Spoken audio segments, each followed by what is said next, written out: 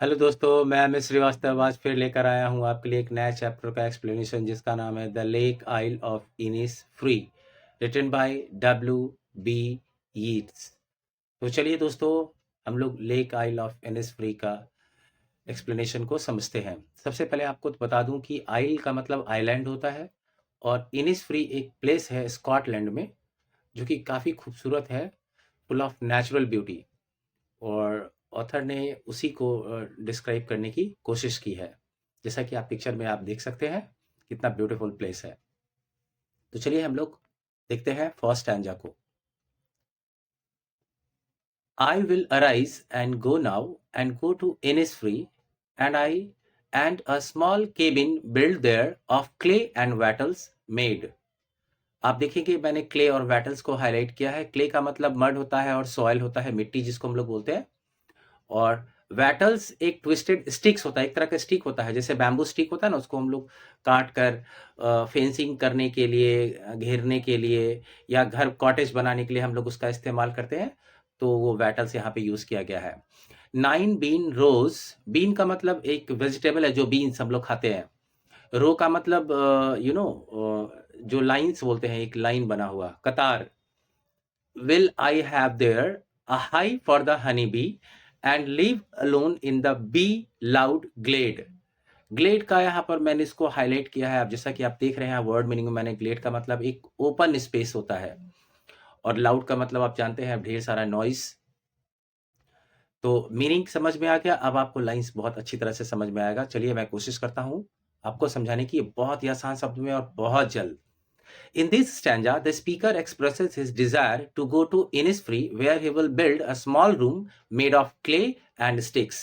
Means poet की इच्छा है कि मैं जाऊं वापस इनिसफ्री और वहां जाकर एक छोटा सा केबिन, केबिन मतलब यहाँ पे रूम है, एक छोटा सा रूम, छोटा सा घर बनाऊं जो मिट्टी का बना हो और बैम्बू स्टिक्स वगैरह यूज करके बना हुआ हो। He also plans to have 9 rows of beans, और वो ये भी कहते हैं वहां पर जाकर छोटी मोटी खेती भी करूंगा, मतलब बीन्स उगाऊंगा, 9 rows बनाऊंगा बीन्स के। And a hive for Honey बीज, और हनी बीज के लिए एक हाइव भी, मतलब मधुमक्खी मधुमक्खी का छत्ता भी वहां पे लगवाऊंगा। From which he can collect fresh honey, ताकि उसको फ्रेश हनी भी वहां से मिल सके। दस इस प्रकार हम कह सकते हैं he will live alone in the bee loud glade, यानी an open place where he will be surrounded by the sound of buzzing bees. तो वहां पर वो एक ऐसे प्लेस पे, ओपन प्लेस में रहना चाहते हैं जहां पे बजिंग बी, मतलब बी जब साउंड करता है तो बजिंग साउंड क्रिएट होता है, उसीलिए उसको बी लाउड कहा गया है। बी लाउड मतलब buzzing sound of the bees, वो उनको सुनने को मिलेगा, मतलब एक नेचुरल म्यूजिक उनको सुनने को मिलता रहेगा, साथ साथ हनी भी एंजॉय करते रहेंगे। तो चलिए दोस्तों, हम लोग दूसरे स्टैंजा पे चलते हैं जल्दी से। And I shall have some peace there, for peace comes dropping slow, dropping from the veils of the morning to where the cricket sings. अब यहाँ पे मैंने वेल्स को हाईलाइट किया है और क्रिकेट को हाईलाइट किया है। वेल्स का मतलब कवर होता है। नॉर्मली दुल्हन जो घूंघट करती है या महिलाएं जो घूंघट करती है, उस घूंघट को हम लोग वेल्स बोलते हैं। और क्रिकेट एक प्रकार का इंसेक्ट है जो गाना गाता रहता है, म्यूजिक क्रिएट करता रहता है। और ग्लीमर का मतलब यहाँ पे एक शाइन है, और लिनेट एक बर्ड है। तो इस मीनिंग को हम लोग समझते हैं, and the evening full of linnets wings. अब एक्सप्लेनेशन को देखते हैं। बहुत ही आसान शब्दों में मैंने आपके लिए लिख दिया है यहाँ पर, आप चाहे तो उसको नोट भी कर सकते हैं। और हाँ, मैं एक बात और बता दूं कि मैंने इसका पीडीएफ फॉर्मेट को डिस्क्रिप्शन बॉक्स में पोस्ट कर दिया है, उसका लिंक। आप वहां पर जाकर इसको कॉपी भी कर सकते हैं और पढ़ भी सकते हैं। और साथ ही साथ दोस्तों, मैंने इस चैप्टर के सारे क्वेश्चन आंसर को भी मैंने इसमें लास्ट में दे दिया है, आप इसमें पढ़ सकते हैं और नोट भी कर सकते हैं। तो चलिए इस स्टैंजा का एक्सप्लेनेशन को देखते हैं। Here here the poet Here the poet describes the peace he hopes to find in Innisfree। वो कहते हैं I hope I will have some peace there. वो मतलब स्पीकर पीस की तलाश में। इससे थोड़ा पता चलता है कि स्पीकर लगता है सिटी लाइफ का जो हेक्टिक शेड्यूल होता है, रश होता है, साउंड होता है, उससे लगता है ऊब गए हैं, इसलिए किसी शांत जगह पे जाना चाहते हैं। He believes that peace comes slowly. देखिए उन्होंने पहले ऊपर लाइन में लिखा है for peace comes dropping slow. इसका मतलब उनको लगता है कि जो पीस है वो धीरे धीरे आती है, लाइक ड्रॉप्स ऑफ ड्यू, जैसे ओस की बूंदें होती है ना, फॉलिंग इन द मॉर्निंग, सुबह में कैसे धीरे धीरे टपकती रहती हैं, ठीक उसी तरह पीस भी है जो धीरे धीरे धीरे धीरे इंसान फील करता है।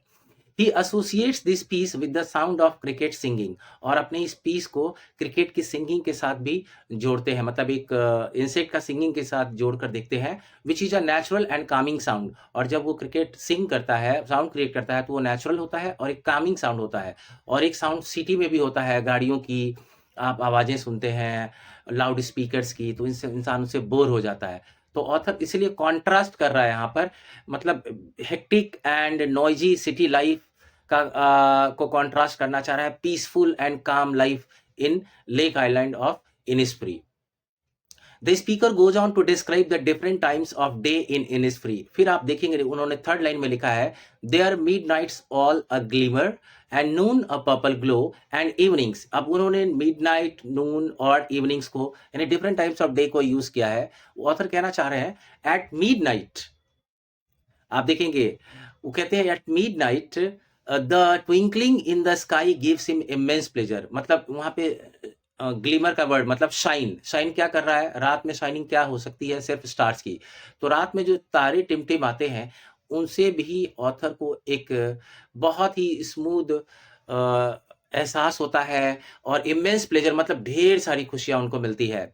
In the afternoon the purple glow of the sunlight, और सनलाइट का जो रे रिफ्लेक्ट होता है उस लेक पर और उस माउंटेन पर, उस ग्रीनरी पर, जिससे लगता है ना कि सन का जो लाइट है वो पर्पलिश हो गया है कलर में, और इससे उनको काफी खुशी मिलती है।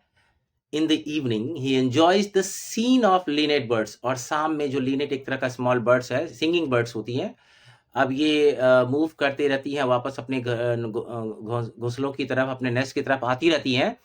तो इनको फुल ऑफ विंग्स में उड़ता हुआ स्काई में देखकर इनको काफी सुंदर एहसास होता है।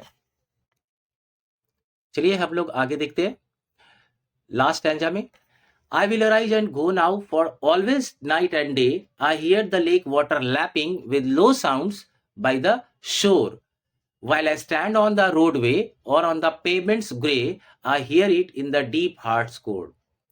अभी इस फाइनल स्टैंजा में आप देखेंगे मैंने दो तीन वर्ड्स को हाईलाइट किया है। पहले तो बता दूं लैपिंग, लैपिंग क्या होता है, एक साउंड वर्ड है। लैपिंग का मतलब जब वाटर टकराती है शोर से यानी किनारे से, तो जो साउंड क्रिएट होता है ना उसको लैपिंग बोलते हैं। यानी स्प्लैशिंग आप इसको बोल सकते हैं, स्ट्राइकिंग बोल सकते हैं। और शोर तो आप समझते हैं बीच होता है।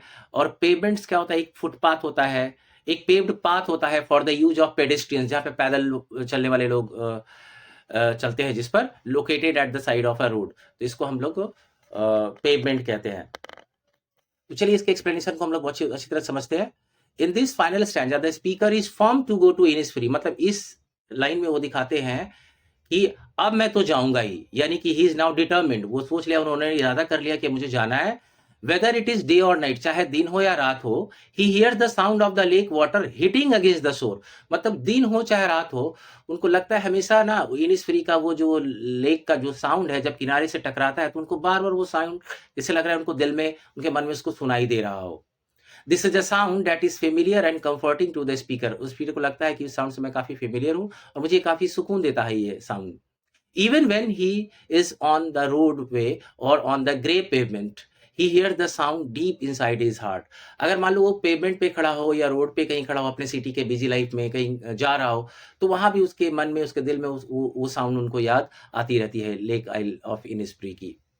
तो फाइनली हम लोग कह सकते हैं कि this line suggest that the sound of the lake is so meaningful to the speaker that it has become a part of them, and speaker's desire to go to Innisfree is driven by a need to be closer to nature and to escape from the noise and the bustle of city life. Question आ सकता है कि speaker क्यों जाना चाहता है वहां पे, तो हम कह सकते हैं ना कि I think he wants to be closer to nature and to escape from the noise and bustle of city life. City life के जो नॉइज और बसल है उनसे दूर रहना चाहते हैं, शायद इसलिए वहां जाना चाहते हैं। तो दोस्तों उम्मीद है आपको ये पोम बहुत अच्छी तरह से समझ में आ गया होगा। जल्दी से बस 2 मिनट में हम लोग फिगर ऑफ स्पीच को समझ लेते हैं। सबसे पहले क्वेश्चन आ सकता है एग्जाम में, व्हाट इज राइम स्कीम। तो rhyme scheme of the first stanza is A B. जैसे देखिए आप फर्स्ट स्टैंजा का लास्ट वर्ड देखेंगे तो इनिस्फ्री लिखा है, इसको ए मान लेते हैं। फिर सेकेंड लाइन का लास्ट वर्ड मेड लिखा हुआ है तो उसको बी मान लेते हैं। फिर थर्ड लाइन का लास्ट वर्ड हनी बी है तो उसको फिर से ए ले लेते हैं, क्योंकि फ्री बी जो है वो राइम कर रहा है। और ग्लेड है फोर्थ वर्ड जो कि लास्ट वर्ड है फोर्थ लाइन का, इसलिए हम इसको ए मान रहे हैं क्योंकि मेड मैंने ए बी में लिया है। So Innisfree made honey bee glade, तो सो ए बी इसका राइम स्कीम हुआ। अब alliteration, repetition of consonant sound usually in the beginning of the words is called alliteration. जैसे कि देखेंगे hive for the honey bee में H और S sound repeat हो रहा है, मैंने उसको हाईलाइट किया है, सो इसे हम लोग एलिट्रेशन बोलते हैं।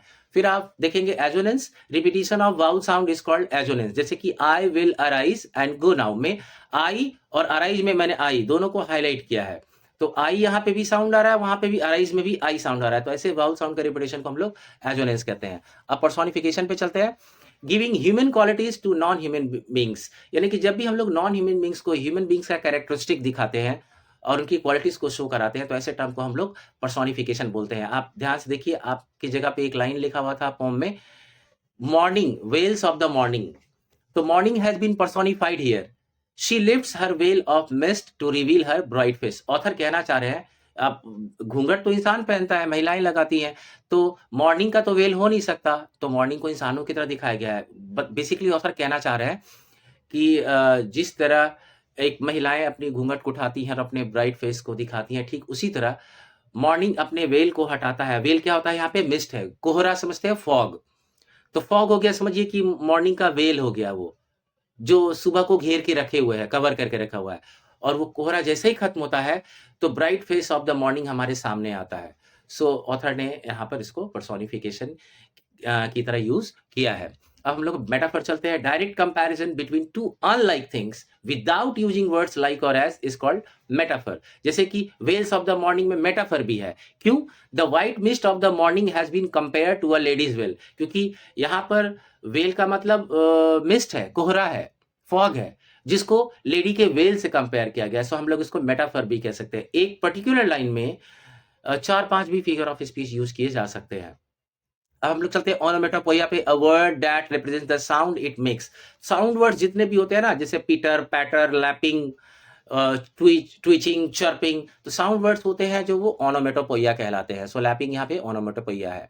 एनाफोरा आप समझते होंगे, रिपीटिशन ऑफ सेम वर्ड्स और फ्रेजेस इन कंसेक्यूटिव लाइंस। मान लीजिए कि आई विल अराइज से पहला लाइन शुरू हुआ और मान लीजिए दूसरा लाइन भी आई से शुरू हो रहा है, तो ऐसे टर्म को हम लोग बोलते हैं एनाफोरा। और repetition, the use of same words और phrases for the sake of emphasis. Emphasis यानी जोर देने के लिए, स्ट्रेस देने के लिए अगर सेम वर्ड्स को बार बार यूज करते हैं तो हम लोग इसे कहते हैं रिपीटिशन। जैसे कि आप देखेंगे, I will arise and go now and go to Innisfree, तो गो और गो को रिपीट किया गया, सो इसे हम रिपीटिशन। और भी रिपीटिशन आपको मिलेंगे, जैसे पीस एंड पीस को रिपीट किया गया है, आप देखेंगे वहां पर। अब डियर स्टूडेंट्स, मैंने आपकी बेहतरी के लिए, सुविधा के लिए इस चैप्टर के सारे क्वेश्चंस को यहाँ पे डाल दिया है, आप देख सकते हैं, और इसके आंसर्स को भी हमने यहाँ पर डाल दिया है। आप चाहे तो इसको कॉपी कर सकते हैं, याद कर सकते हैं। और उम्मीद है कि आपको मेरी टीचिंग पसंद आई होगी। अगर आपको मेरी टीचिंग अच्छी लगती है तो मेरे channel English tutor by M S Srivastava को शेयर, सब्सक्राइब और लाइक करें, दोस्तों को रेकमेंड करें। Thank you.